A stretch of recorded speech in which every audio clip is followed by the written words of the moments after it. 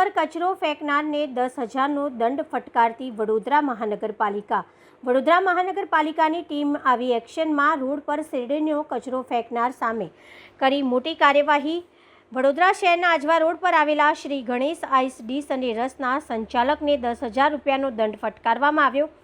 દુકાનના સંચાલક દ્વારા શેરડીનો કચરો રોડ પર ફેંકવામાં આવી રહ્યો હતો, જેને લઈને પાલિકાની ટીમ દ્વારા કાર્યવાહી કરવામાં આવી. રોડ રસ્તા પર કચરો ફેંકનાર સામે પાલિકાએ કાર્યવાહી કરતા રસ્તા પર કચરો ફેંકનારાઓમાં ફફડાટ જોવા મળ્યો. પાલિકાના અસરકારક પગલાંને લઈ રસ્તા પર કચરો ફેંકનારાઓને ચેતવણી રૂપ કિસ્સો.